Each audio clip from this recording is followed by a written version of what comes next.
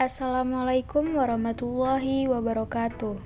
Kembali lagi dengan saya, Friska Dwi Febrianti, siswi SMK Perpajakan Riau, jurusan Akuntansi dan Keuangan Lembaga.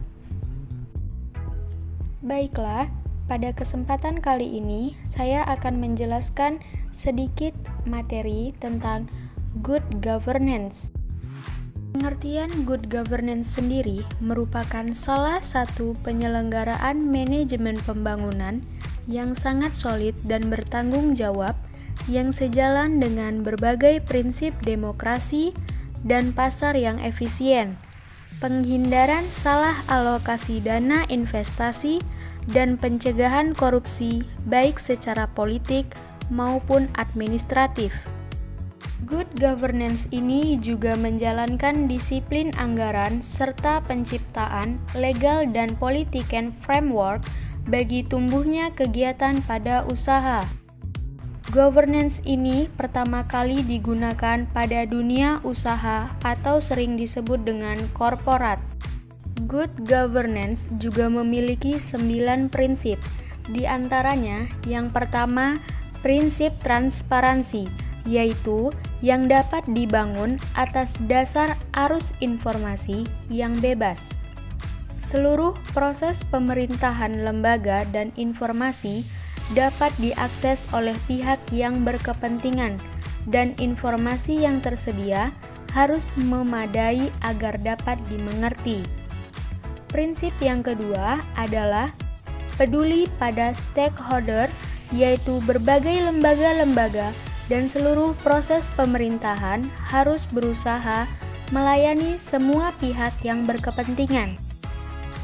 Prinsip yang ketiga, berorientasi pada konsensus, yakni sebuah tata pemerintahan yang baik dapat menjembatani kepentingan yang berbeda demi terbangunnya suatu konsensus menyeluruh dan yang terbaik bagi kelompok masyarakat.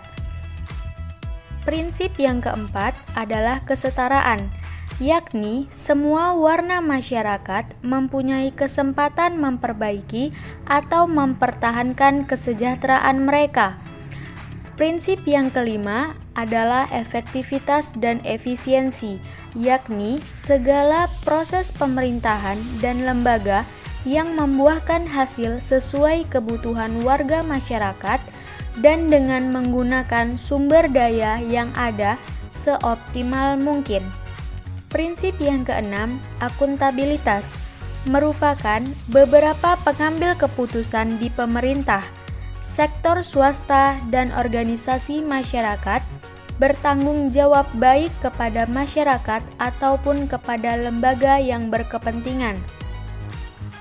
Prinsip yang ketujuh, visi strategis, adalah seseorang pemimpin dan masyarakat yang memiliki perspektif yang luas dan jauh ke depan atas tata pemerintahan yang baik dan pembangunan manusia, serta kepekaan untuk mewujudkannya.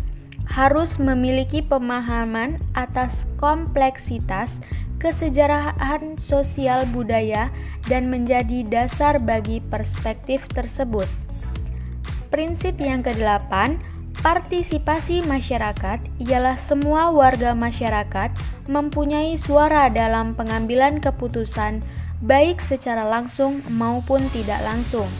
Prinsip yang terakhir adalah tegaknya supremasi hukum, yaitu salah satu kerangka hukum harus adil dan diberlakukan tanpa pandang bulu, termasuk di dalamnya hukum-hukum yang menyangkut hak asasi manusia. Asas good governance. Yang pertama, asas kepastian hukum. Asas dalam suatu negara hukum yang mengutamakan landasan peraturan perundang-undangan, kepatuhan, dan keadilan dalam setiap kebijakan penyelenggaraan negara. Yang kedua, asas tertib penyelenggaraan negara menjadi salah satu landasan keteraturan, keserasian, keseimbangan dalam pengabdian penyelenggaraan negara. Yang ketiga, asas kepentingan umum, asas yang bisa mendahulukan kesejahteraan umum dengan cara yang aspiratif, akomodatif, dan selektif. Maksudnya, asas ini menghendaki pemerintah harus mengutamakan kepentingan umum terlebih dahulu. Yang keempat, asas keterbukaan. Asas yang dapat membuka diri terhadap hak masyarakat untuk memperoleh informasi yang benar, jujur dan tidak diskriminatif tentang penyelenggaraan negara dengan tetap memperhatikan perlindungan atas hak asasi pribadi, golongan, dan rahasia negara. Yang kelima, asas proporsionalitas. Asas yang mengutamakan keseimbangan antara hak dan kewajiban penyelenggara negara. Yang keenam, asas profesionalitas. Asas yang mengutamakan keahlian yang berlandaskan kode etik dan ketentuan peraturan perundang-undangan yang berlaku. Yang ketujuh, asas akuntabilitas. Asas yang dapat menentukan bahwa setiap kegiatan dan hasil akhir dari kegiatan penyelenggaraan negara harus dapat dipertanggungjawabkan kepada masyarakat atau rakyat sebagai pemegang kekuasaan tertinggi negara sesuai dengan ketentuan peraturan perundang-undangan yang berlaku. Yang kedelapan, asas efisiensi.